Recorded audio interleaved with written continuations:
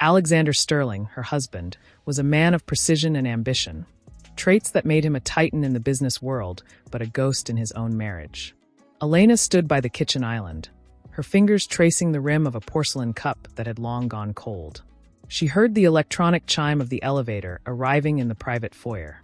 Her heart gave a habitual leap, a reflex hope that tonight might be different, that the man who walked through those doors might see her not as an asset, but as a wife. Alexander stepped out, loosening his silk tie without looking at her. His suit was immaculate, smelling of rain and expensive cologne, but his eyes were fixed on the screen of his phone. "You're late," Elena said, her voice softer than she intended. She wanted to sound firm, but years of walking on eggshells had trained her to whisper even when she deserved to speak. Alexander paused, finally glancing up. His gaze swept over her, polite but distant, like acknowledging a piece of furniture. The merger meeting ran over. "You know how it is, Elena. Don't wait up for me next time." "I made dinner," she replied, gesturing to the table set for two, now covered to keep the food warm. "It's your favorite." He walked past her toward the study, pouring himself a drink from the decanter without stopping. "I'm not hungry. I have calls to make." Elena watched his back as he retreated into the shadows of the hallway. This was their routine, a dance of avoidance performed in a palace of glass. She turned back to the counter, her hand resting instinctively on her stomach. There was a secret there, a tiny spark of life that had changed everything for her, though she feared it would change nothing for him. Earlier that morning, the small plastic stick had shown two clear lines. Fear and joy had warred within her, but ultimately, hope had won. She believed that a child could bridge the chasm between them. She believed that becoming a father would wake something human inside Alexander. She waited until midnight. The house was silent except for the low hum of the refrigerator and the muffled sound of Alexander's voice from the study. He was laughing. It was a sound she rarely heard at home. It was warm, engaged, intimate. Elena stood outside the closed door, her hand hovering over the knob. She shouldn't listen, but the pull was irresistible.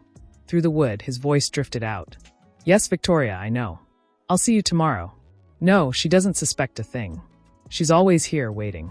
The name hit her like a physical blow. Victoria. She had seen the name flash on his phone before, always dismissed as a business associate, a client. But the tone, there was no business in that laugh. Elena stepped back, her breath hitching in her throat. The coldness of the marble floor seemed to seep through her shoes. She walked back to the living room and sat on the edge of the sofa, the secret in her womb suddenly feeling heavy, vulnerable. When Alexander finally emerged from the study an hour later, he looked refreshed, the stress of the day replaced by a peculiar glow. Elena stood up, clutching a small envelope in her hand. It contained the ultrasound appointment card. She needed to tell him now, before the doubt consumed her. "Alexander," she said. He stopped, checking his watch. "Make it quick, Elena. I have an early morning." "I'm pregnant," she said. The words hung in the air, fragile and bright. Alexander froze. For a second, just a second, she saw a flicker of something in his eyes. Shock? Calculation? Then it was gone, masked by his usual composure. He walked over to her, not to hug her, but to take the card from her hand. He glanced at it briefly. "Are you sure?" he asked, his voice flat. "Yes. 8 weeks." He handed the card back to her, as if it were a contract revision. "Well, that's significant. We'll need to inform the PR team. Ensure the image remains stable." "Image?" Elena whispered, the hope crumbling. "Alexander, this is our child. I thought you would be happy." "I am responsible," he corrected, turning away. "Happiness is irrelevant. Stability is key. Don't make a scene, Elena. Go to bed." He walked toward the bedroom they rarely shared. Elena stood alone in the vast living room, the envelope trembling in her hand. The rain outside intensified, battering the glass. She realized then that the child would not fix what was broken. In fact, she feared it might make her even more of a prisoner in this gilded cage. She looked toward the study, where the phone lay silent now. Victoria. The name echoed in her mind. She wondered who this woman was who could make him laugh, who could make him feel alive while his wife stood frozen in the cold light of the chandelier. The next few weeks passed in a blur of nausea and isolation. Alexander was home less and less. When he was present, he was physically there but mentally absent, his eyes constantly drifting to his phone. Elena tried to engage him, talking about names, about the nursery, but his responses were monosyllabic, Meanwhile, the whispers in the social circles began. At a charity gala, a woman Elena barely knew approached her with a pitying look. "You look radiant, Elena," the woman said, sipping champagne. "It's wonderful you're expecting. Though, I suppose it must be hard with Alexander so busy." "Busy with work, yes," Elena replied, forcing a smile. The woman hesitated, then leaned in. "Is it work? I saw him at the opera last week, with Victoria Vance.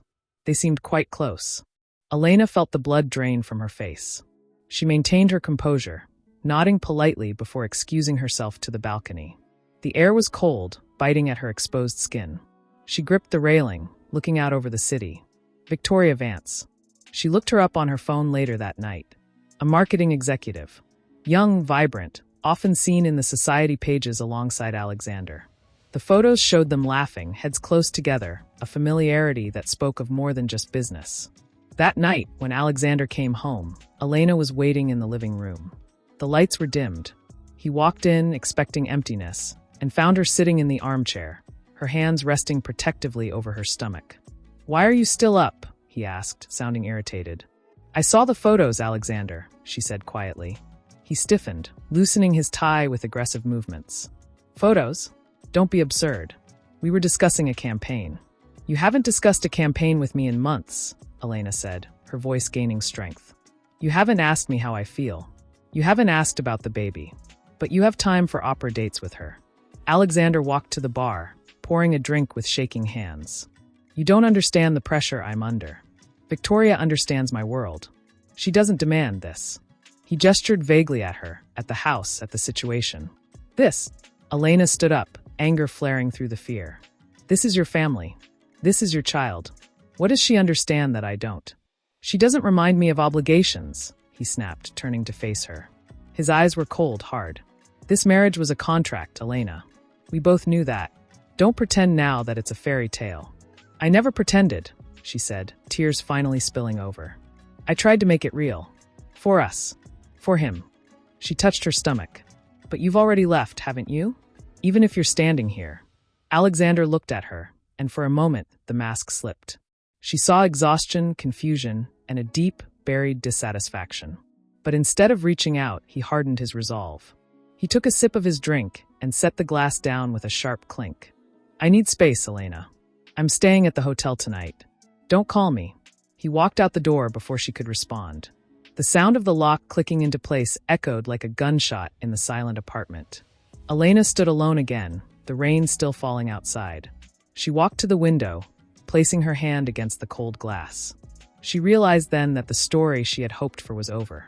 The man she married was gone, replaced by a stranger who valued novelty over loyalty. But as she looked down at her stomach, feeling the faint, impossible flutter of life, she knew something else too. She was no longer just Alexander Sterling's wife. She was a mother, and that was a role she would not abandon, even if she had to walk this path alone. The days that followed were a quiet storm. Alexander did not come home. Messages came through his assistant, sterile and formal regarding finances and security. Elena stopped waiting by the window. She stopped setting the table for two. She began to spend her days reading, walking in the garden, and talking to her baby. She began to find a strength she didn't know she possessed. The silence of the house was no longer oppressive, it was peaceful. She was preparing for a life without him, even if he didn't know it yet. Meanwhile, Alexander found himself in a penthouse suite that felt equally empty, though filled with Victoria's laughter. But tonight, as Victoria talked about plans for the weekend, plans that involved spending his money, Alexander found himself thinking of the quiet way Elena used to pour his tea. He pushed the thought away. He had chosen freedom. He had chosen passion. He told himself he didn't regret it.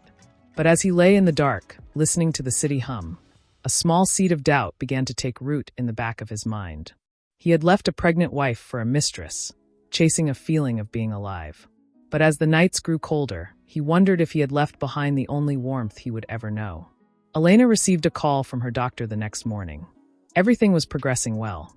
"The baby is strong," the doctor said. Elena smiled, a genuine smile that reached her eyes. "Thank you," she said. "We are doing just fine." She hung up and looked around the room. It was just her and the baby, and for the first time in years, that felt like enough. She walked to the window and opened it, letting the fresh air fill the room. washing away the stale scent of his cologne. The storm was passing. A new chapter was beginning, one written not by contracts, but by choice. Alexander, across the city, stared at his phone. He had Elena's number on the screen. His thumb hovered over the call button. He wanted to hear her voice. He wanted to ask if she was okay. But the pride that had built his empire held his hand captive.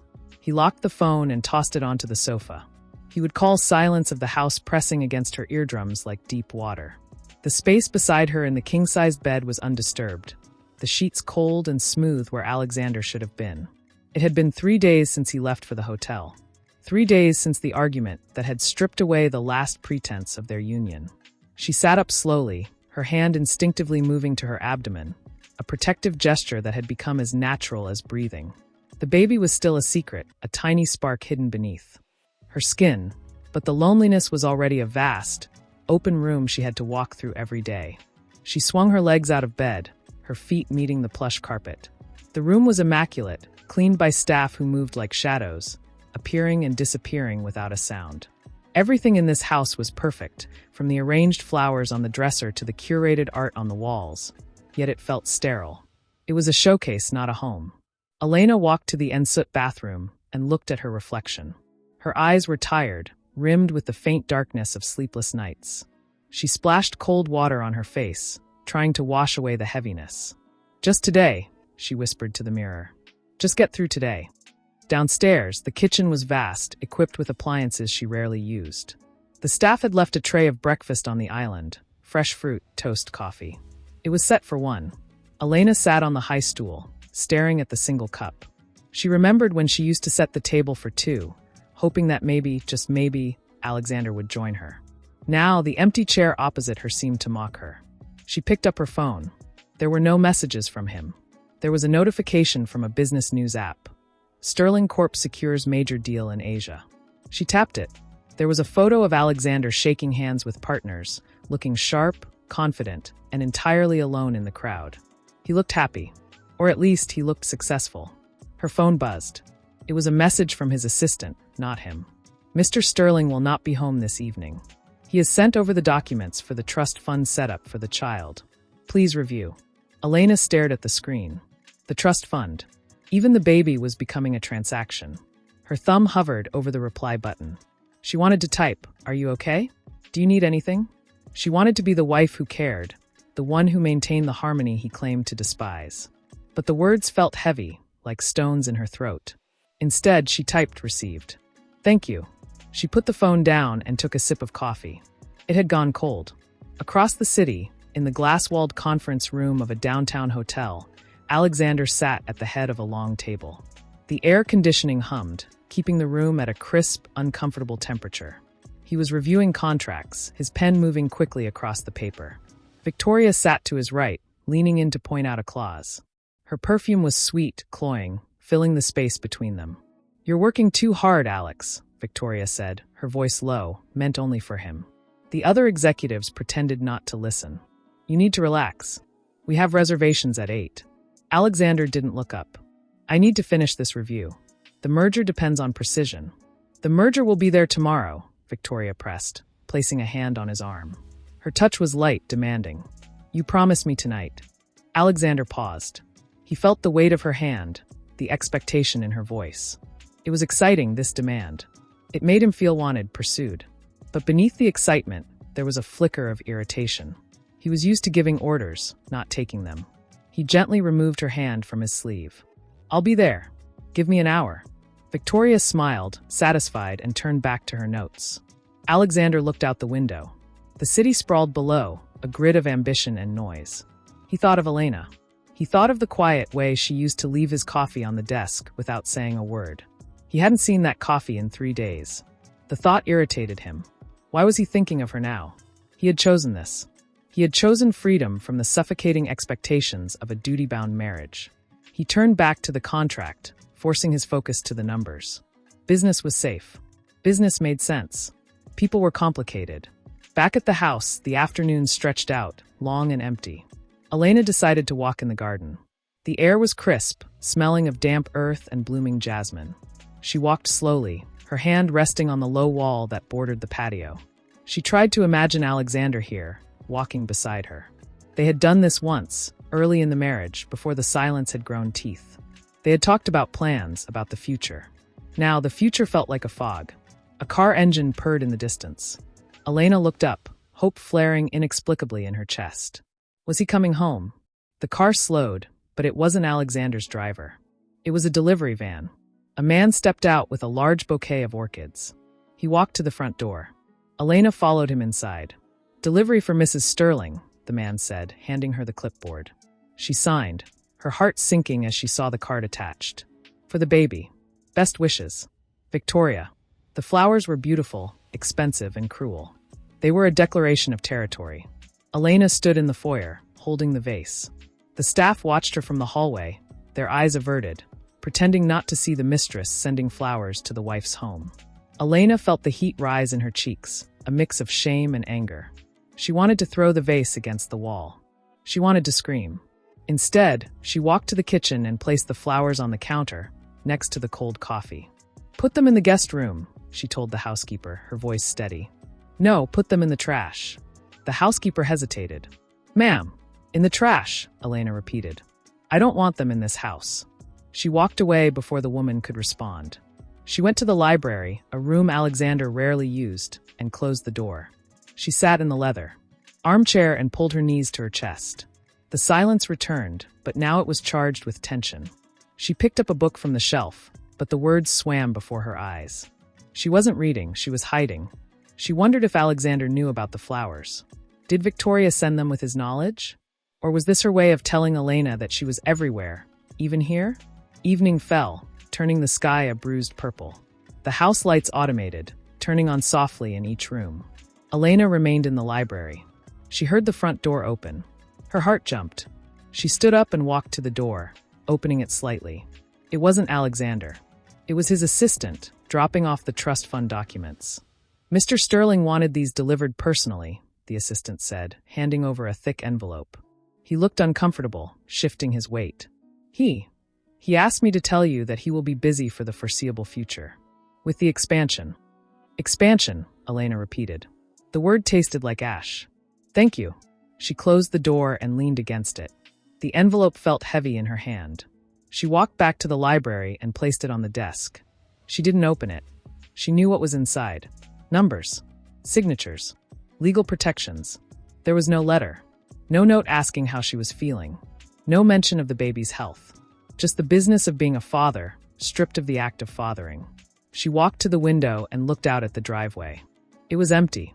She imagined him sitting in a restaurant with Victoria, laughing over wine. She imagined him feeling alive, unburdened by the responsibility he had left behind. The pain was sharp, a physical ache in her chest. She wrapped her arms around herself. She had tried to maintain harmony. She had tried to be the perfect wife, the understanding partner. She had swallowed her pride countless times, ignored the late nights, accepted the cold shoulders. And for what? To be replaced by a woman who sent flowers to her house like a conqueror planting a flag. The phone rang in the hallway. Elena jumped. She ran to it, hoping against hope. She picked up the receiver. "Hello, Mrs. Sterling?" It was the security gate. "Mr. Sterling's car is not on the list to enter tonight. Should we update it?" Elena closed her eyes. He had changed the security codes. He had locked her in and kept himself out. "No," she said, her voice trembling. "Leave it as is. In case he changes his mind." "Very good, ma'am." She hung up. The dial tone buzzed in her ear. She stood in the hallway, the grand clock ticking loudly on the wall. Tick, tock, tick, tock. Each second was a reminder of time passing, of life moving forward while she stood still. She walked back to the kitchen and looked at the trust fund envelope. She opened it. The numbers were generous. More than generous. They were enough to ensure the child would never want for anything material. But as she read the legal jargon, she realized what it truly was. It was a severance package. It was him buying his way out of the emotional labor of parenthood. She took a pen from the drawer. She hovered over the signature line. Her hand shook. If she signed, she accepted this arrangement. She accepted that he would be a bank account, not a father. She accepted that the marriage was effectively over, even if the paper said otherwise. She looked at the window. The reflection showed a woman standing alone in a palace of light. She thought of the baby. She thought of the kind of father she wanted her child to know. She thought of the kind of mother she needed to be. She put the pen down. She wouldn't sign it tonight. Not because she wanted the money, but because she wasn't ready to admit defeat. She walked to the living room and sat on the sofa. She turned on the television, but the noise was too much. She turned it off. She sat in the dark, listening to the house settle. The floorboards creaked. The refrigerator hummed. These were the sounds of her life now. Somewhere in the city, Alexander took a sip of wine. The restaurant was loud, filled with people enjoying themselves. Victoria was talking about a vacation in the Alps. "We should go next month," she said. "Before the baby comes. It will be our last chance for freedom." Alexander froze, the glass halfway to his lips. "The baby comes in 7 months, Victoria. We have time." "It's not just about the baby," Victoria said, her eyes sharp. "It's about us.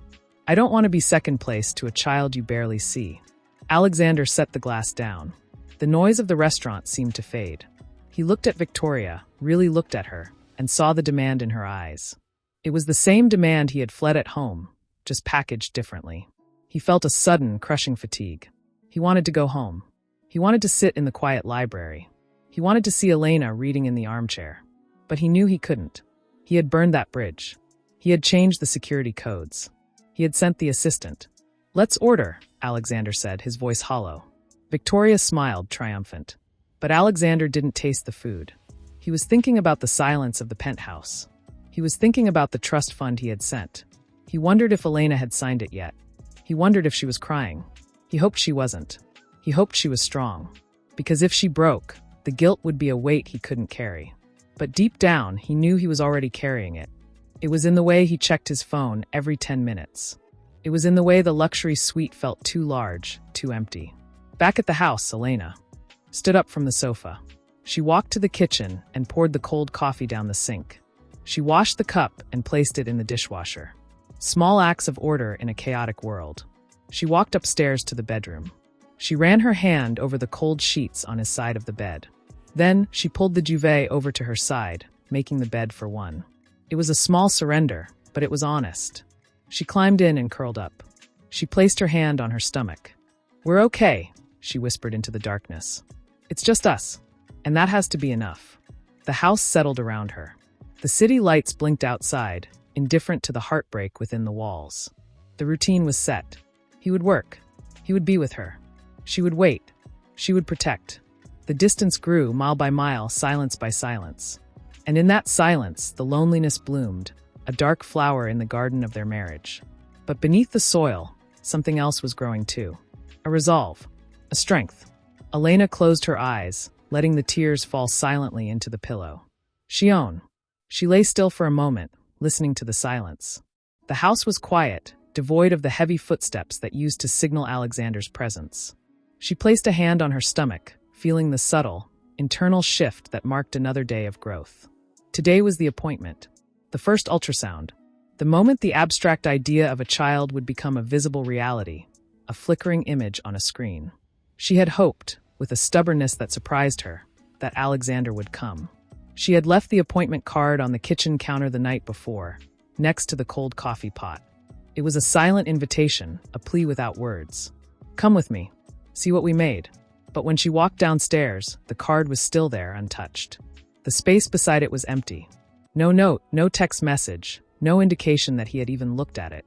The disappointment was a cold stone in her throat, but she swallowed it. She would not cancel. She would not wait. She dressed carefully, choosing a soft blue dress that accommodated the slight change in her figure, and gathered her purse. The clinic was located in a private wing of the hospital, reserved for those who could afford discretion. The waiting room was plush, smelling of antiseptic and lavender. Elena sat in the corner, her hands clasped tightly in her lap. Around her, other couples sat together. A man rubbed his wife's back. Another held a hand, whispering jokes to ease the tension. Elena watched them, her chest tightening. She felt like an observer in a play where everyone else knew the lines but her. She checked her phone. No new messages. She opened his contact name, her thumb hovering over the call button. She imagined his voice. "I'm busy, Elena. I'll try. Don't wait." She locked the screen and put the phone away. She would do this alone. "Mrs. Sterling?" The nurse called her name with a gentle smile. Elena stood up, smoothing her dress. Yes, right this way. The doctor is ready. The examination room was cool, lit by the soft glow of the monitor. Dr. Evans, a woman with kind eyes and steady hands, greeted her. Good morning, Elena. How are we feeling today? Nervous, Elena admitted, her voice barely above a whisper. She climbed onto the table, pulling the sheet over her legs. And hopeful. That is perfectly normal, Dr. Evans said, warming the gel in her hands. Let's see who is in there. Elena lay back, staring at the ceiling tiles. She heard the squeak of the transducer moving over her skin. The room was silent except for the static hum of the machine. She closed her eyes, afraid to look. Afraid that the screen would show nothing, or worse, that it would show everything she was about to face without support. There it is, Dr. Evans said softly. Do you want to see? Elena opened her eyes and turned her head. On the grainy black and white screen, a shape emerged. It was small, fragile, like a bean curled in the dark. But then a flicker. A rapid, rhythmic pulse. Whoosh, whoosh, whoosh. The sound filled the room, loud and undeniable. It was a heartbeat, her child's heartbeat. Tears sprang to Elena's eyes, hot and sudden. She hadn't realized how much she needed to hear that sound until this moment. It was proof of life, of continuity, of a future that existed beyond the cold walls of her marriage. It looks perfect, Dr. Evans said, printing the image. Strong heartbeat. Good growth. You're doing a great job, Elena. Elena took the printed photo, her fingers trembling. The black and white image felt heavy in her hand. Thank you, she managed to say. She sat up, wiping her cheeks. Can I have a moment? Take all the time you need. The doctor stepped out, closing the door gently. Elena sat on the edge of the table, clutching the photo. She wanted to call Alexander. She wanted to tell him that their child was real, that the heartbeat was strong, that there was still time to come back. She picked up her phone. She dialed his number. It rang once, twice, 10 times. Voicemail. Alexander, she said when the beep sounded. Her voice cracked. It's today. The appointment. I'm here. I heard the heartbeat. It was so loud. I wish you were here to hear it. Please call me. She hung up. She sat in the silence of the room, listening to the echo of her own voice. Then she stood up. She tucked the photo into her purse, next to the trust fund documents she still hadn't signed. She walked out of the clinic with her head high. She would not wait for his call to validate this moment. The heartbeat was. For her. The life was hers to protect. Across the city, Alexander sat in his office. The phone on his desk had vibrated 10 minutes ago. He had seen the name. Elena. He had been in a meeting with the board, discussing quarterly projections.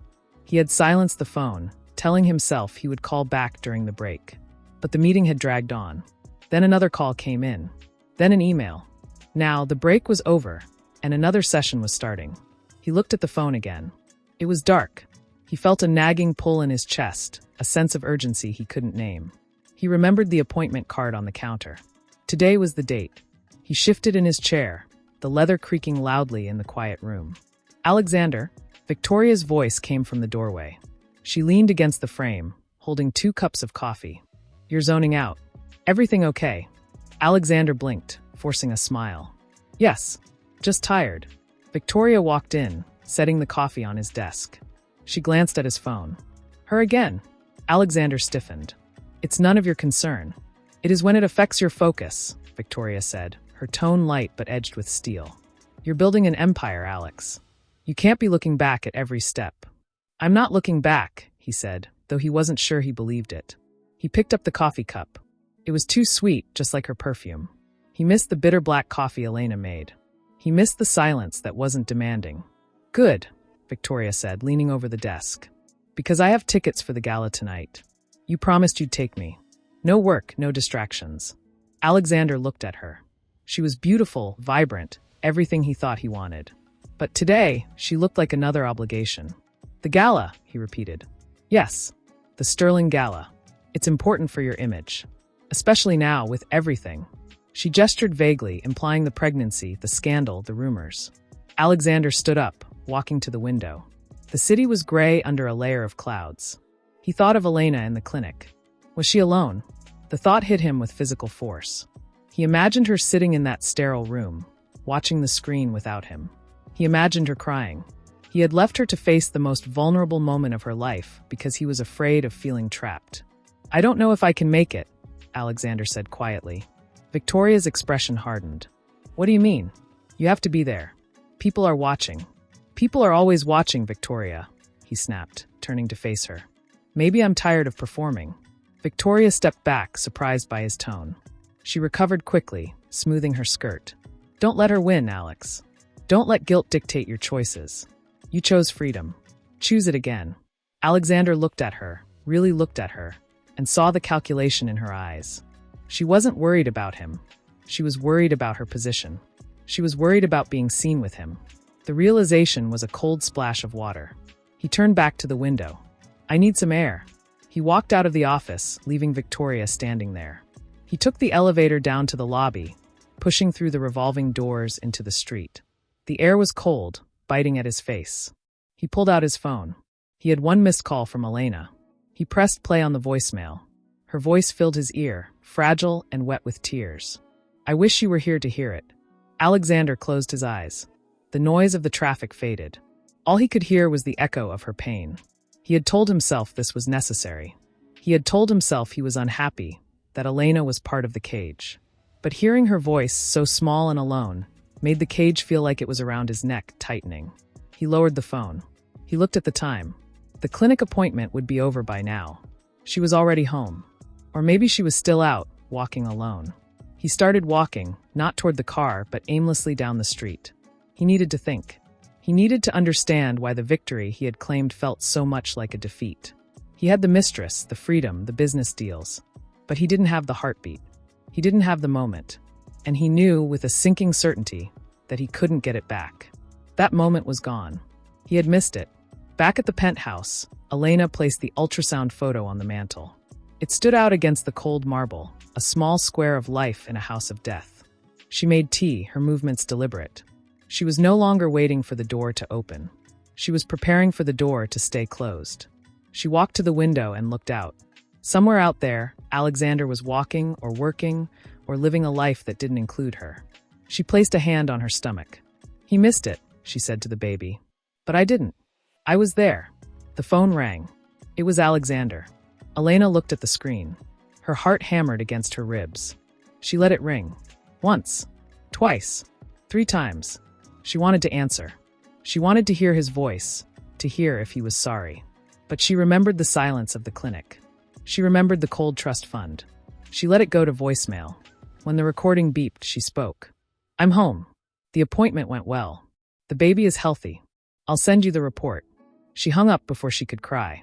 She walked away from the phone, leaving it blinking on the table. She went to the kitchen and began to prepare dinner. For one. But this time, it didn't feel like a deficit. It felt like a choice. She was feeding herself. She was feeding her child. She was sustaining the life that mattered. Alexander listened to her message in his car, parked on the side of the road.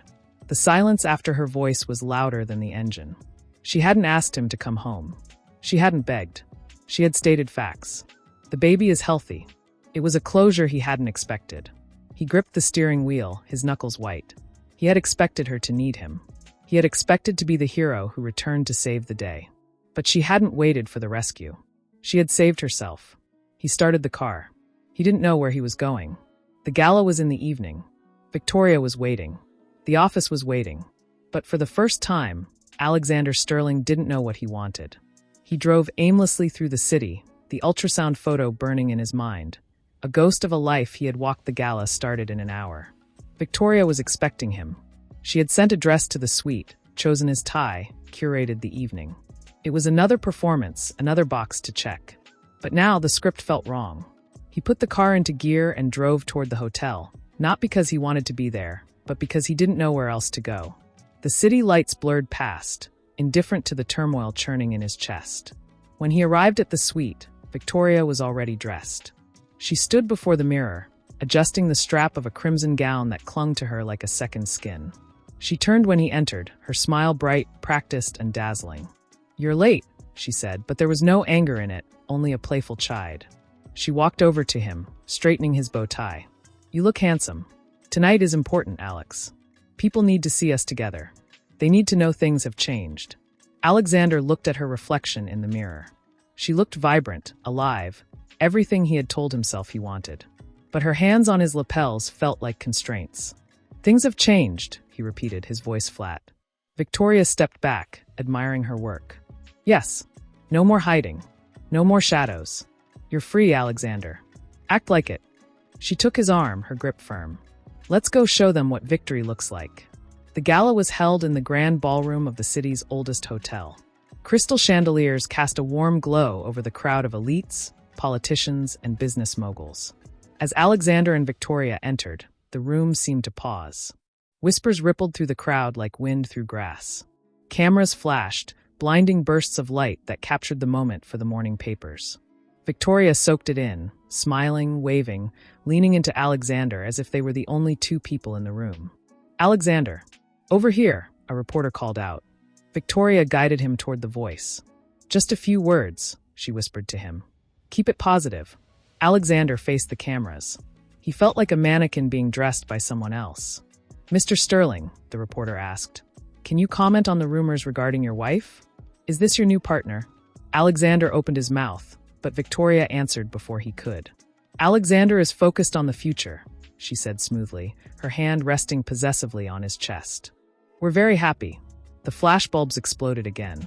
Alexander flinched slightly. He looked out into the crowd, searching for a familiar face, someone who might look at him with understanding instead of admiration.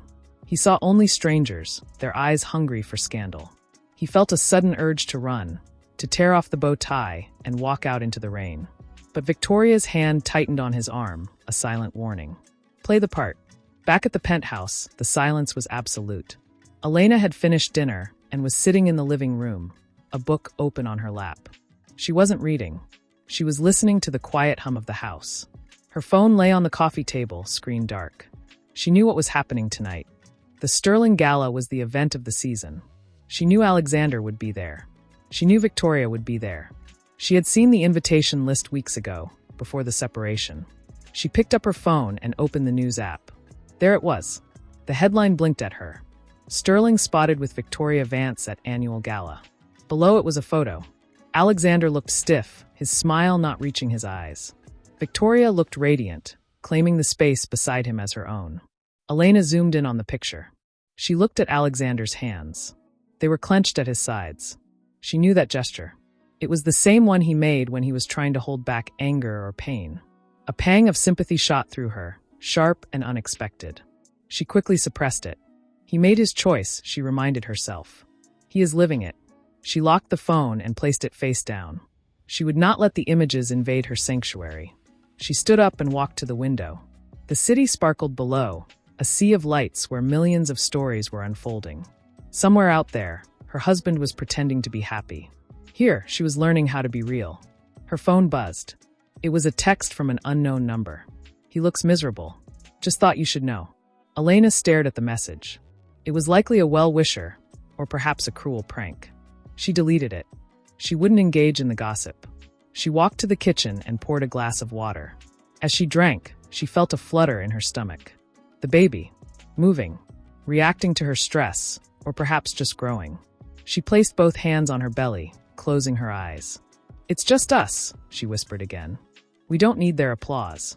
At the gala, Alexander broke away from the crowd.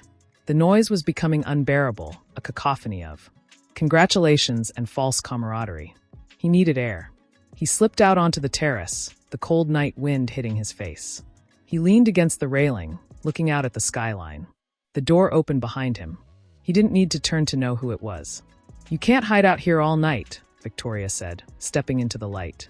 She wrapped a shawl around her shoulders. "People are talking." "Let them talk," Alexander said, not looking at her. "They're saying you're whipped, that she's still controlling you from afar." Victoria's voice hardened. "Is she? Is that why you're out here brooding?" Alexander turned to face her. The vibrant woman from the ballroom looked different in the shadows. Her makeup was perfect, but her eyes were cold. "I'm not brooding. I'm thinking." "About her," Victoria stated. It wasn't a question. "About what I'm doing," Alexander corrected. "About who I'm becoming." Victoria walked closer, invading his personal space. "You're becoming a man who gets what he wants. Don't lose that now. Don't let guilt ruin this." She reached out to touch his face, but he stepped back. Her hand hovered in the air for a moment before dropping to her side. The rejection hung between them, heavy and awkward. "I need to go," Alexander said suddenly. "Now." The auction hasn't even started. Victoria's composure slipped. "You can't leave. It looks bad." "I don't care how it looks," Alexander said, his voice rising. "I care about how it feels. And right now it feels like a lie." Victoria's eyes narrowed. "You're drunk. Or you're tired. Go wash your face. Come back in 10 minutes. Don't make a scene, Alexander. Not tonight." He looked at her, really looked at her, and saw the ambition masking the affection. She wasn't worried about him. She was worried about the image. She was worried about being the woman who lost him the deal. He felt a profound sense of isolation. He was surrounded by hundreds of people, yet he had never been more alone. He thought of Elena, sitting in the quiet penthouse, protecting their child without fanfare, without cameras, without demand. She was the one who was real. "I'm going home," Alexander said. "Home?" Victoria laughed, a sharp, brittle sound. "Which home? The suite? Or the penthouse?" Alexander didn't answer. He turned and walked back through the ballroom. He didn't stop for photos. He didn't say goodbye. He could feel the eyes on him, the whispers starting again. He's leaving. She lost him. He's going back. He pushed through the doors and into the cool air of the lobby. His phone rang as he waited for the car. It was Elena. He stared at the screen. Why was she calling now? Had she seen him leave? He answered, his heart hammering. "Elena?" "Alexander." Her voice was calm, steady. "I saw the photos." He closed his eyes. "I was leaving. I'm coming home." "No," she said. The word was soft but final. "Don't come here. Not tonight. Not like this. I need to see you," he pleaded, the desperation leaking into his voice. "I need to explain." "There's nothing to explain," Elena replied. "You made your choice public tonight. Live with it. I'm protecting our son, Alexander. I won't have him brought into a battlefield. Go wherever you were going before you called me. But, good night, Alexander." The line went dead. Alexander stood in the lobby, the phone still pressed to his ear. The dial tone buzzed softly. She had closed the door. Not physically, but emotionally. She had drawn a line in the sand. He was no longer welcome in the sanctuary she had built for their child. He lowered the phone. The car arrived, the driver opening the door. "Where to, sir?" the driver asked. Alexander looked at the car, then back at the elevator that led to the suite. Victoria was waiting up there, angry, demanding. The penthouse was waiting, empty, locked to him. He had nowhere to go. He had traded a home for a hotel room, a wife for a mistress, peace for applause. And now, standing in the marble lobby, he realized the applause was silent, and the hotel room was just a box. "The hotel," Alexander said finally, stepping into the car. He couldn't go home. He had lost the key. He sat back in the leather seat as the car pulled away. He watched the city pass by, the lights blurring again. He thought of Elena's voice. "I'm shown." He took a deep breath, steadying his hands, and stepped out into the night. The elevator ride to the penthouse suite felt interminable. The numbers climbed slowly, each digit a step further away from the life he had left behind. When the doors slid open, he was met not with silence, but with music. Soft jazz played from a speaker system, and the scent of expensive candles filled the air. Victoria stood by the window, holding 2 glasses of champagne. She had changed out of her gala gown into a silk robe, her hair loose, her expression carefully composed to mask the fury he knew she felt. "You came back," she said, her voice smooth, lacking the sharpness from the terrace. She walked toward him, extending a glass. "I knew you would. You know where you belong." Alexander took the glass but didn't drink. He looked around the suite.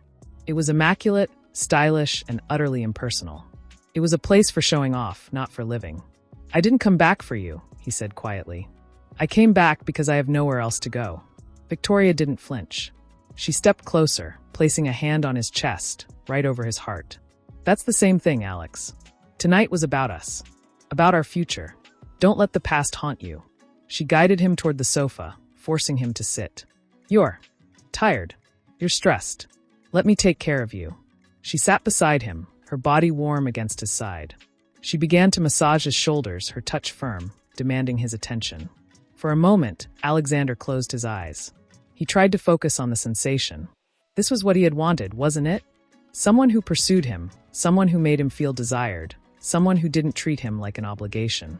Victoria was vibrant, alive, exciting. She was the novelty he had chased. "Tell me about the deal," Victoria whispered, her lips near his ear. "Tell me about the merger. I want to hear you talk about work. I want to understand your world." Alexander opened his eyes. He looked at the champagne bubbles rising in the glass. He began to talk. He spoke about the acquisitions, the stocks, the strategies. As he spoke, Victoria listened intently, nodding, asking questions, admiring his intellect. She laughed at his jokes. She touched his arm when he made a point. It was intoxicating. It was a rush of validation that he hadn't felt in years. He felt powerful. He felt seen. But beneath the surface, a quiet voice whispered. Elena listened too. The thought intruded unbidden. But she didn't ask questions to feed your ego. She asked if you were tired. She brought you water without being asked. She didn't need you to perform. Alexander pushed the thought away. He took a large sip of champagne. The alcohol burned slightly, warming his chest. He leaned into Victoria's touch. He told himself this was happiness. This excitement, this constant attention, this was what life was supposed to feel like. Why had he settled for silence for so long? "You're brilliant," Victoria said, finishing his story. She took the glass from his hand and set it on the table. "And you're mine. Don't forget that." Alexander looked at her. Her eyes were bright, but there was a possessiveness in them that made his stomach tighten. "I need some space, Victoria," he said, standing up abruptly. "I'm going to bed." Victoria's smile didn't reach her eyes. "Of course. You need rest. Big day tomorrow." She stood up as well, walking him to the bedroom door. "Don't lie awake thinking about her, Alex." She chose the silence. "I choose you." Alexander entered the bedroom and closed the door. The room was dark, lit only by the city glow filtering through the curtains. He walked to the nightstand and picked up his phone. There was a notification. An email from his assistant about the trust fund. Pending signature. He stared at the screen. Elena hadn't signed it. She was holding her ground. He felt a surge of frustration mixed with admiration. She was protecting their son.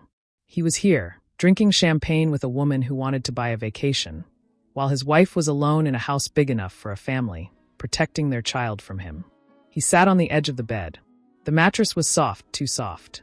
He missed the firmness of his own bed. He missed the way the light hit the floor in the morning in the penthouse. He missed the smell of Elena's shampoo on the pillow. He shook his head violently. Stop it. He was romanticizing the prison. He had to remember why he left. The coldness. The distance. The feeling of being a utility rather than a person. But was it coldness or was it peace? The question hung in the air. He lay back, staring at the ceiling. He could hear Victoria moving around in the living room, talking on the phone. Her voice was loud, animated. She was making plans. Yes, book the table. Yes, he'll be there. She was planning his life without asking him. He closed his eyes. Elena never planned his life. She created a space for him to return to. His phone buzzed again. A text message. He grabbed it quickly, hope flaring in his chest. It wasn't Elena. It was a news alert. Sterling stock rises following gala appearance. He laughed, a dry, humorless sound. His personal misery was good for business. His abandonment of his pregnant wife was a winning strategy for the shareholders. He turned the phone off and placed it face down. Victoria entered the room a few minutes later. She slid into bed beside him, her body pressing against his. She wrapped an arm around his waist, pulling him close. "Sleep," she commanded softly. "Tomorrow is a new day. We start fresh." Alexander lay still. He could feel her heartbeat against his back. It was fast, energetic. He tried to match his breathing to hers, trying to sync himself with this new rhythm. He told himself he was happy. He told himself the guilt was just withdrawal, the pain of breaking an old habit. He had broken the habit of being a husband.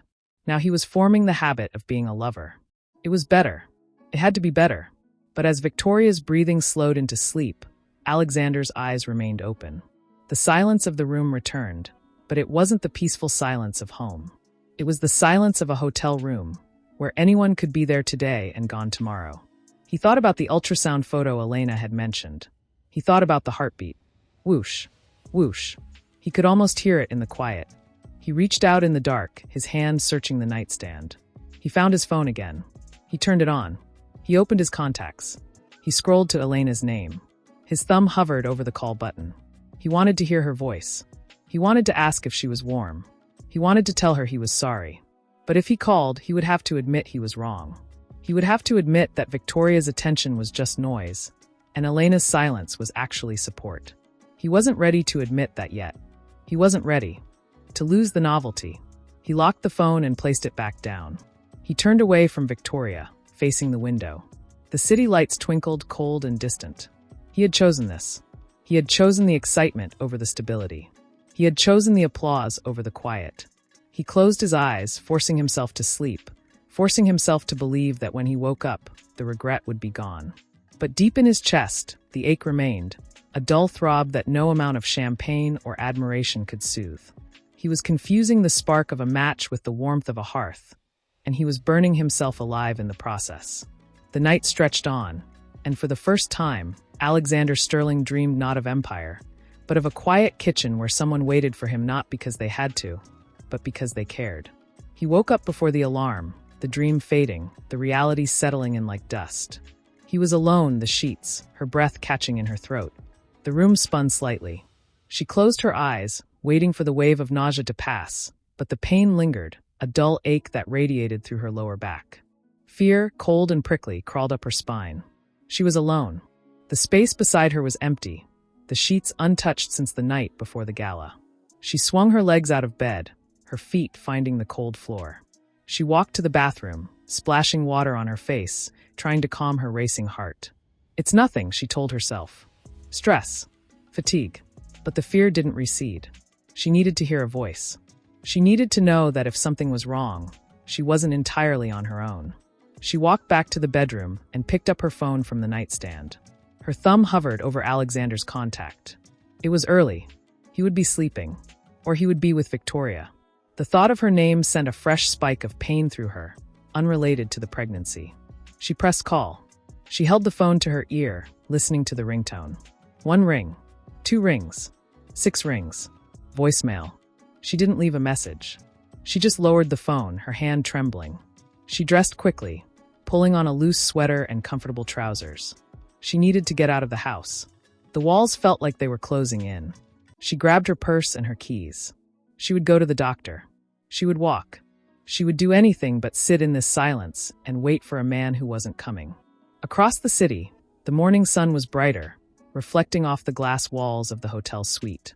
Alexander sat at the dining table, a cup of coffee in front of him. He hadn't slept well. The dream of the quiet kitchen had lingered, making the reality of the hotel room feel even more stark. Victoria was in the bedroom, getting ready. He could hear her moving around, the sound of hangers sliding on rails, the click of heels on the floor. She was energetic, focused. Victoria emerged from the bedroom dressed in a sharp business suit. She looked at Alexander, smiling. "Good morning. You look tired." "I didn't sleep well," Alexander admitted, rubbing his temples. "Well, today is a big day," Victoria said, pouring herself coffee. "The real estate agent is showing us the townhouse at 2. The one I told you about. If we like it, we can put an offer in. It's time to stop living out of suites, Alex. We need a home. Our home." Alexander looked up at her. "Our home." The words echoed in his mind. He thought of the penthouse. He thought of the nursery Elena was supposedly planning. "I thought we were taking things slow," he said, his voice cautious. Victoria sat down opposite him, leaning forward. "Slow is for people who aren't sure." "I'm sure. Are you?" She reached across the table, covering his hand with hers. Her grip was tight. "You can't stay in that hotel forever. And you can't go back there. You know that. If you go back now, even for a night, it's over. You'll be trapped again." Alexander pulled his hand away slowly. "I know," he said, but the certainty wasn't there. It was a hollow agreement. His phone buzzed on the table. The screen lit up. Elena. Alexander stared at the name. His heart skipped a beat. It was early. Why was she calling? He reached for the phone, but Victoria's hand landed on his wrist. Her nails dug in slightly, not enough to hurt, but enough to stop him. "Don't," Victoria said. Her voice was low, urgent. "She might need something," Alexander said, looking at Victoria. "It's early." "It's always something with her," Victoria countered. "Guilt trips. Emergencies. If you answer now, you're telling her you're still available. You're telling her you're still hers." Victoria stood up, walking around the table to stand beside him. She placed her hands on his shoulders, massaging the tension. We are building a future, Alexander. A clean break. If you answer that, you muddy the water. Let it go to voicemail. If it's urgent, she'll call the assistant. Or the doctor. She has resources. She doesn't need you to hold her hand through every scare. Alexander looked at the phone. It stopped ringing. The screen went dark. He felt a physical pull in his chest, a magnetic force dragging him toward the device. He thought of Elena's voice on the voicemail from the clinic. I wish you were here. He thought of the pain in her voice last night. I'm protecting our son. It was just a call, Alexander said, but he didn't pick the phone up. It's a tether, Victoria corrected. Cut it. She walked back to the mirror to check her makeup. Alexander sat there, staring at the dark screen. He told himself Victoria was right. He needed to be firm. He needed to establish boundaries. If he ran every time Elena called, he would never be free. He would never be able to give this new relationship a chance. He stood up and put the phone in his pocket. Let's go, he said to Victoria. The townhouse. Victoria smiled, triumphant. I knew you'd see reason. Elena sat in the waiting room of the clinic, her hands clasped tightly in her lap. The room was quiet, filled with the soft ticking of a clock. She had been there for 20 minutes. She had called Alexander again from the car. No answer. She had sent a text. Having some pain. Going to the doctor. Just wanted you to know. No reply. The 3 dots of a typing indicator appeared for a second, then disappeared. He was there. He was seeing it. He was choosing not to respond. The nurse called her name. Mrs. Sterling? Elena stood up, her legs feeling heavy. Yes. Dr. Evans will see you now. The examination was quick. Dr. Evans was thorough, her expression professional but kind. She moved the transducer over Elena's stomach, her eyes focused on the monitor. Elena watched the doctor's face, searching for any sign of trouble. The silence in the room was heavy. Everything looks stable, Dr. Evans said finally. She wiped the gel from Elena's skin. The cramping is likely due to stress and normal expansion. But you need to rest, Elena. No heavy lifting. No emotional strain. Emotional strain, Elena repeated softly. She sat up, pulling her shirt down. Is there any risk? There is always risk, the doctor said gently. But the baby is strong. However, the mother needs to be strong too. You can't do this alone forever. Elena looked down at her hands. I don't have a choice. Everyone has a choice, Dr. Evans said. Sometimes the choice is to let go of what hurts you. Elena nodded. She took the printed sheet the doctor offered. Vital signs normal. Fetal heartbeat strong. She tucked it into her bag. She walked out of the clinic and into the bright sunlight. The air was cold, biting at her cheeks. She stood on the sidewalk, watching the traffic pass. She needed to go home. She needed to sit down. But the thought of the empty penthouse was suffocating. Her phone buzzed. A text from Alexander. Hope you are well. Busy with acquisitions. We'll check in later. Elena read the message. Acquisitions. He was looking at houses with Victoria while she was sitting in a clinic room wondering if she was losing their child. The pain in her abdomen flared again, but this time it was overshadowed by a cold numbness in her heart. She didn't reply. She put the phone in her pocket and hailed a cab. Back at the hotel, Alexander and Victoria returned from the townhouse viewing. It was perfect, Victoria said. Large, modern, separate from the city noise. It feels like a fresh start, Victoria said, unlocking the hotel suite door.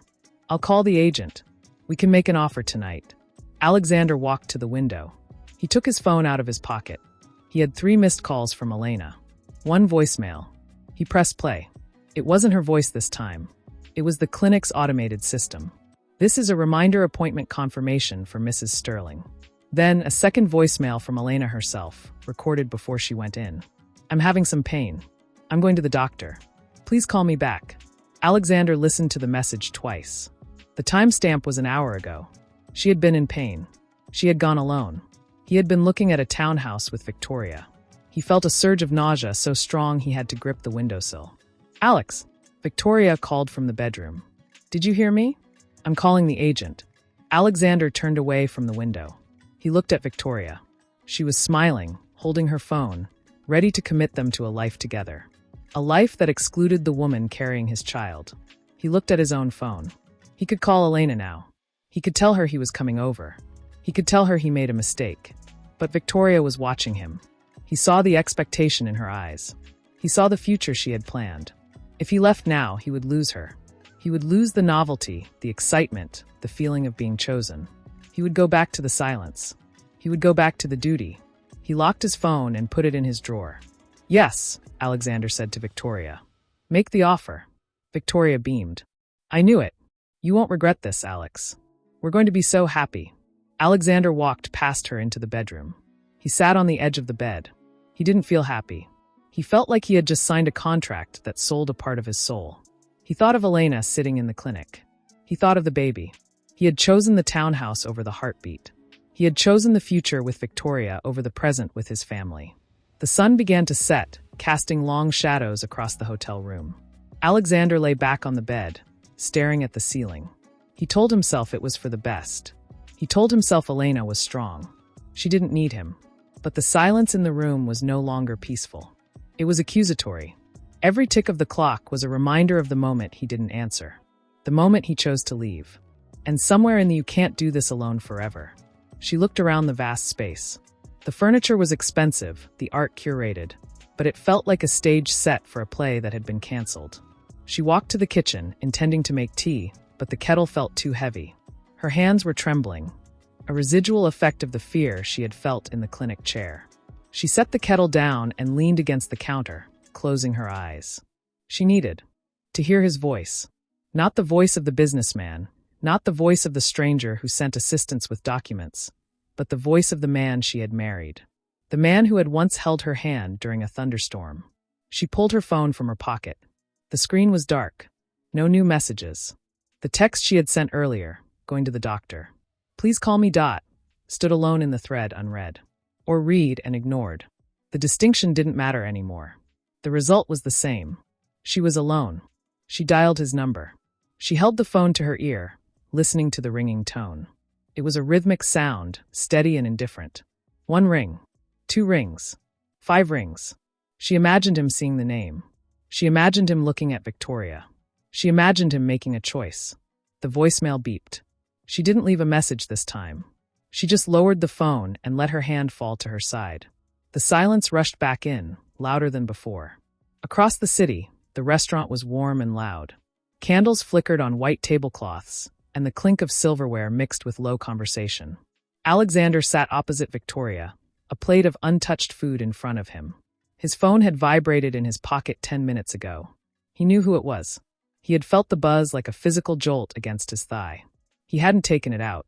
"You're distracted," Victoria said, cutting into her steak. She didn't look up, but her voice was sharp. "Is it work?" Alexander looked at her. She looked beautiful in the candlelight, confident and assured. She had secured the townhouse. She had secured him. Or so she thought. "No," he said.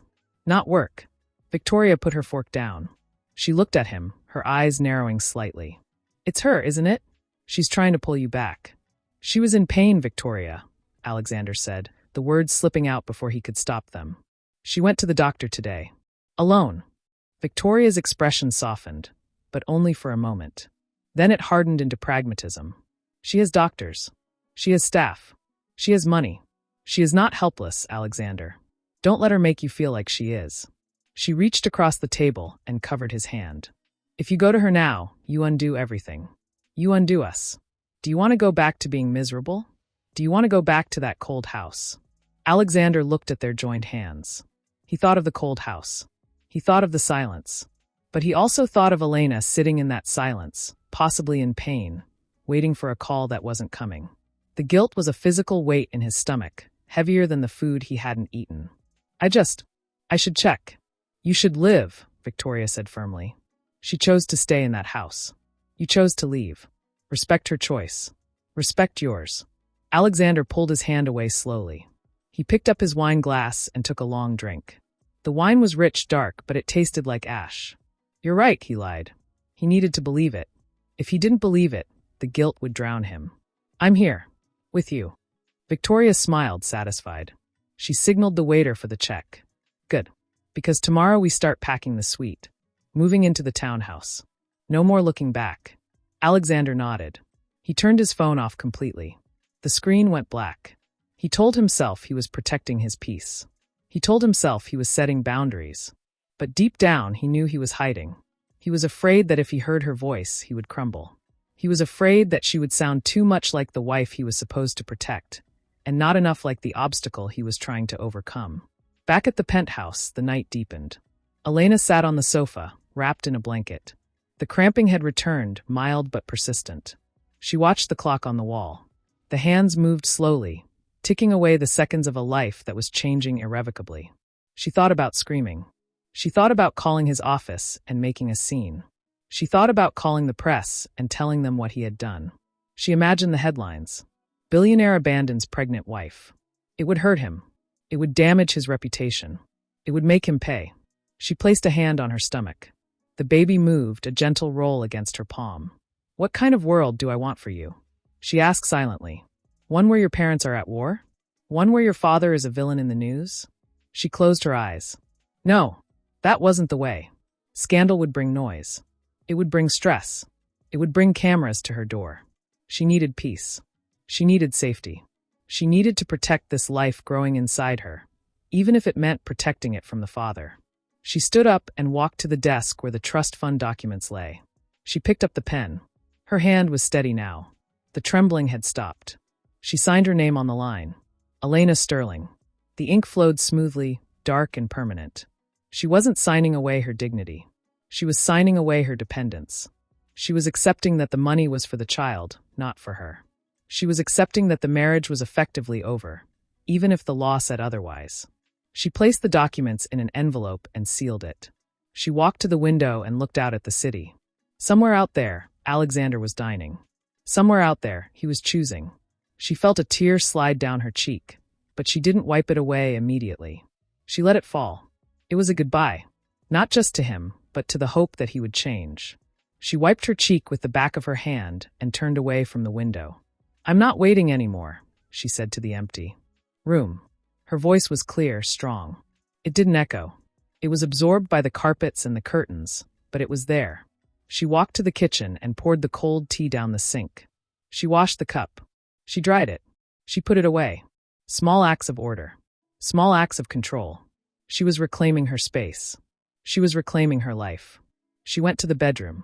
She opened the closet and looked at his side. It was empty now. His suits were gone. His shoes were gone. Only the ghost of his presence remained. She closed the door. She wouldn't close the room, but she would close that part of her heart. She climbed into bed and pulled the covers up. She placed her hand on her stomach again. "Sleep," she whispered. "We have a big day tomorrow." Morning came with a pale, watery sun. Alexander woke in the hotel suite. The bed was empty beside him. Victoria was already up. He could hear her in the living room, talking on the phone about movers. He reached for his phone on the nightstand. He turned it on. The screen lit up with notifications. Emails, news alerts, and one missed call from Elena. Timestamp, 2:14 a.m. He stared at the time. 2:14 a.m. He had been asleep. He had been sleeping while she was in pain. He had been sleeping while she was calling. He felt a wave of nausea so strong he had to sit on the edge of the bed. He pressed play on the voicemail. There was no message, just the sound of the connection breaking. Silence. He stood up and walked to the window. The city looked gray. He thought of calling her back. But what would he say? "I was sleeping. I was with Victoria. I'm sorry." The excuses tasted bitter.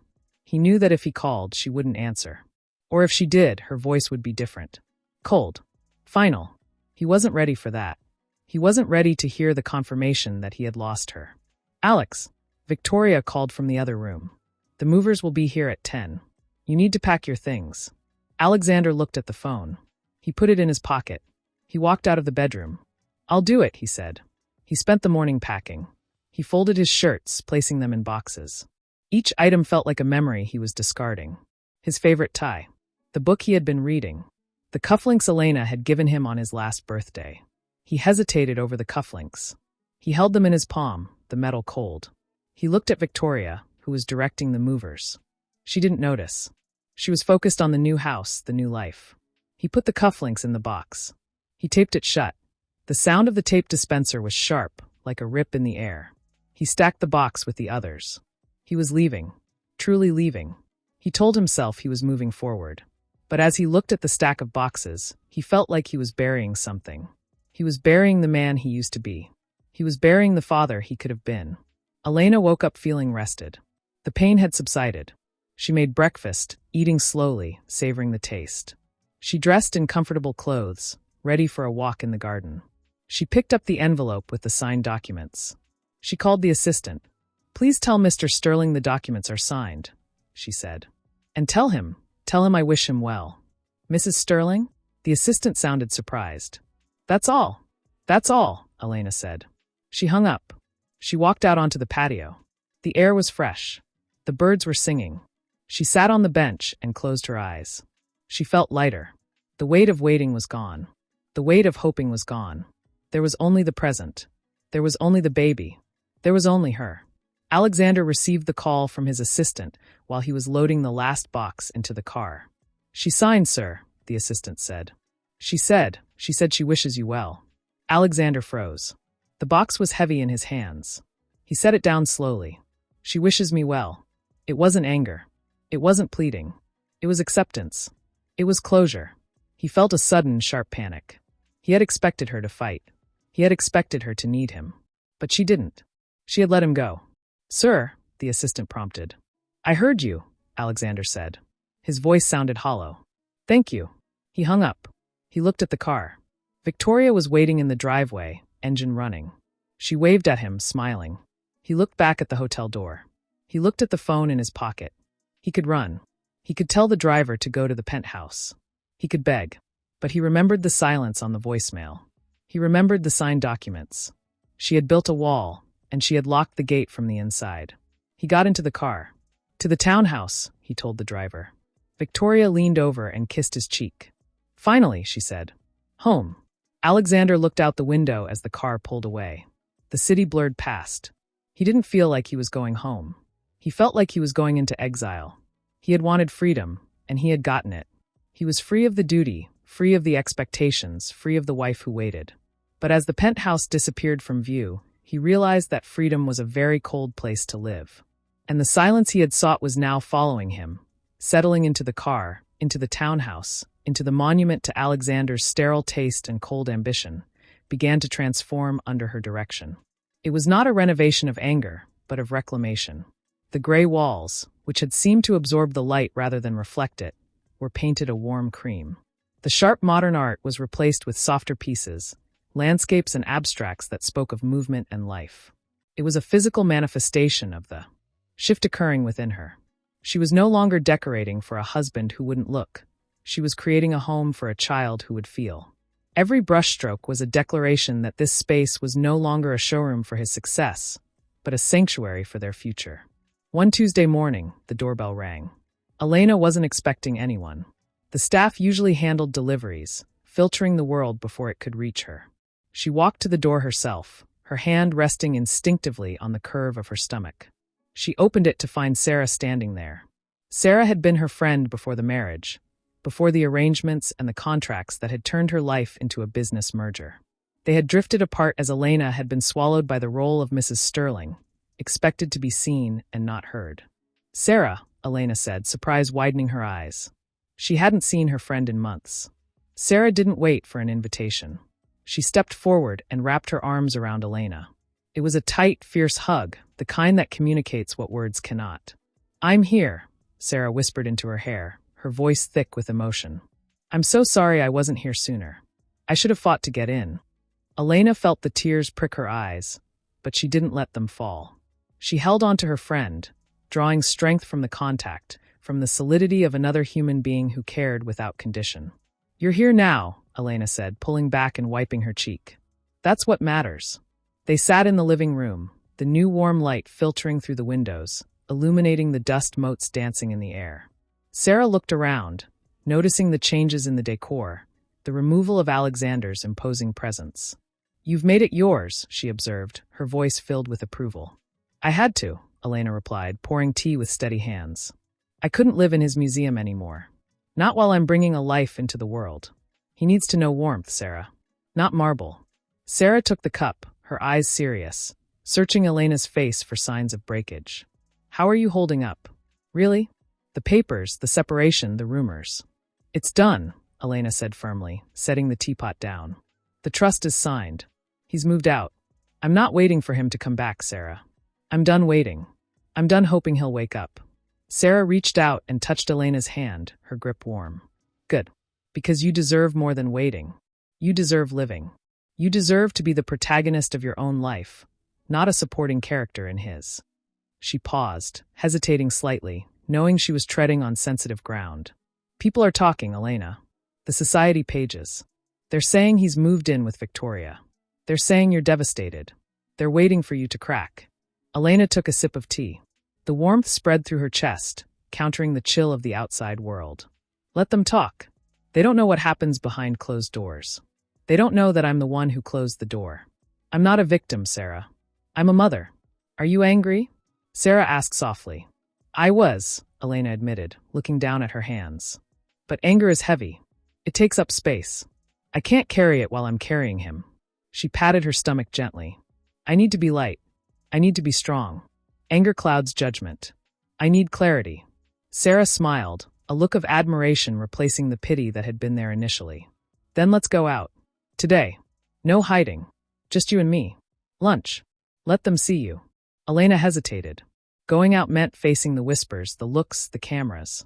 It meant stepping into the arena where Alexander and Victoria were currently playing their public game. It meant risking the peace she had cultivated. But staying home felt like hiding. And she was done hiding. She realized that if she stayed inside, she was letting them define her narrative. Okay, she said, standing up. Let's go. They chose a small bistro, not the grand hotels where the elites gathered to be seen. It was a place where they could talk without being overheard, yet public enough to be noticed. As soon as they walked in, the atmosphere shifted. Heads turned. Whispers started like a ripple in a pond. Elena felt the gaze of the room like a physical weight, pressing against her skin. She straightened her spine. She wore a simple dress, no jewelry, no attempt to hide her pregnancy with baggy clothes. She walked to the table with her head high, her steps measured. They're staring, Sarah muttered, uncomfortable, shrinking slightly in her seat. Let them, Elena said, sitting down and unfolding her napkin. I have nothing to be ashamed of. I did nothing wrong. They ordered. The conversation flowed, moving away from Alexander and toward the future. Sarah talked about her work, her travels, the world outside the penthouse. Elena listened, realizing how much of the world she had missed while confined to the role of a wife. She talked about her own interests, the charity board she had been a part of before Alexander discouraged her from being too visible, claiming it distracted from her duties. You should go back, Sarah encouraged, leaning forward. The Children's Hospital Board. They miss you. They need you. I thought they would want distance, Elena said, tracing the rim of her water glass. Given the scandal, I don't want to bring negativity to them. The scandal is him, Elena. Not you. You're the one building the nursery. You're the one staying dignified. Sarah's voice was firm. People respect strength. They're watching to see if you break. Don't give them the satisfaction. Show them who you are. Elena looked out the window. A car passed, reflecting the sky in its windows. I don't want to be a symbol, she said quietly. I just want to be a mother. I want to be safe. You can be both, Sarah said. And maybe being a mother is why you need to be strong. He needs to see that women can stand on their own. That you don't need his money to be whole, even if you accept it for the child. Across the city, in the townhouse, Alexander sat in his study. The room was decorated by Victoria. It was bold, loud, full of reds and golds. It felt like a stage set for a drama he hadn't agreed to star in. He was looking at a tablet, scrolling through news feeds. He couldn't help it. He searched for her name. Elena Sterling. A photo appeared. Elena leaving the bistro with Sarah. She wasn't hiding her face behind sunglasses. She wasn't slouching to hide her bump. She looked peaceful. Radiant, even. The caption read, Elena Sterling spotted outing, looking healthy and composed. Alexander stared at the image. He zoomed in on her face. There were no tears. No signs of distress. She looked like she had found a center of gravity he didn't know she possessed. He felt a sharp pang in his chest, a physical ache that had nothing to do with hunger. He had expected her to crumble. He had expected her to need him. That expectation had been a pillar of his justification for leaving. She'll be better off without the pressure. I'm doing this for us. But seeing her like this, independent and calm, shattered that narrative. She wasn't better off without the pressure. She was better off without him. Alex. Victoria's voice came from the doorway. She held a brochure for furniture. I found the perfect sofa for the living room. Come look. It's Italian leather. Alexander minimized the window on the tablet, but not fast enough. In a minute, he said, his voice lacking energy. Victoria walked in, sensing his mood. She looked at the tablet screen before he could fully close it. She saw the photo of Elena. Her lips tightened, a flash of insecurity crossing her face before she masked it with annoyance. Still watching her? It was a news feed, Alexander defended, though weakly. He stood up, needing to move. She looks happy, Victoria said, her voice dripping with skepticism. Doesn't she? Like she doesn't even miss you. Like you were nothing. Alexander looked at her, really looked at her, and saw the demand in her eyes. She's strong, he said quietly. She always was. I forgot.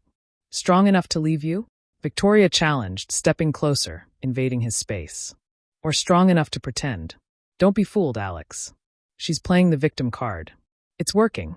I don't think she's pretending, Alexander said. The realization tasted bitter, like old coffee. I think she's finally free. I think I was the cage, Victoria. Victoria laughed, a sharp, brittle sound that echoed in the loud room. Free? She's alone, Alexander. Pregnant and alone. Don't romanticize her suffering. It makes you look weak. Is it suffering? Alexander turned to look out the window. The townhouse overlooked a park, but it wasn't the same view as the penthouse. It felt smaller. Look at her eyes, Victoria. She's not suffering. She's evolving. She's finding herself. Victoria threw the brochure on the desk. You're doing it again. You're glorifying her. I'm here. I'm building a life with you. I'm the one who chose you. Why are you looking at her? Because I wanted to see if I broke her, Alexander admitted, the truth slipping out before he could censor it. And I didn't. She broke the cage, Victoria. Not me. She walked out of the shadow I cast. Victoria stared at him, her expression shifting from anger to something colder. Calculation. Then maybe you chose the wrong cage, she said softly. But you're here now. Don't forget that. Don't forget who is holding the keys. She picked up the brochure. The sofa is red. Like this room. Bold. Don't forget that's what you chose. Not her. She walked out, leaving the words hanging in the air like smoke. Alexander stood alone in the loud room. He looked back at the tablet. The photo of Elena was still there in his mind. She was walking down the street, hand on her belly, smiling at something Sarah said. She looked like she belonged to herself. He realized then that the arrangement, the marriage, the pressure, it had been hiding her light. And he had been the one dimming it, thinking he was the sun. He had mistaken control for care. Back at the bistro, Elena finished her tea. She felt lighter than she had in months. The stares of the strangers hadn't hurt. They had bounced off her. She had armor now, forged in the silence of the penthouse and the heat of her own resolve. She realized that her value was not tied to his presence. Thank you, Elena said to Sarah as they stood to leave. For today. For not treating me like glass. For seeing me. Sarah hugged her again. You're not glass, Elena. You're steel. Remember that. Steel bends but doesn't break. They walked out into the afternoon sun. The air was crisp. Elena took a deep breath. She thought of Alexander. She wondered if he was watching. She hoped he was. Not because she wanted him back, but because she wanted him to know that she survived him. That the child would survive him. That the Sterling name would carry on, but it would be defined by her integrity, not his ambition. As they walked to the car, Elena's phone buzzed. A message from her lawyer. The separation agreement is finalized. You are legally